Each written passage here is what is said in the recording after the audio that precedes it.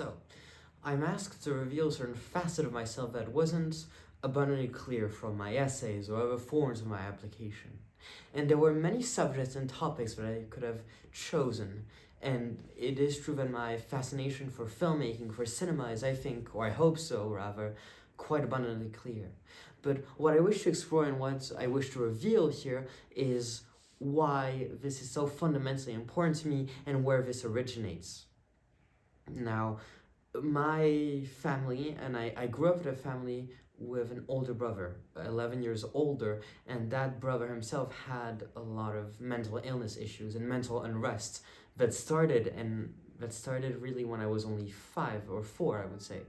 As such, I very much grew up in that climate of panic and comprehension surrounding mental illness, and there were many discussions between my parents that I was exposed to between medicine, illness, and even just outbursts of my brother's condition that were themselves always left unclear for me, and so I never fully understood what specifically happened to my brother. But confronted to this, there was one fundamental thing that, in a sense, saved me, or rather allowed me to escape from this situation, and that was culture.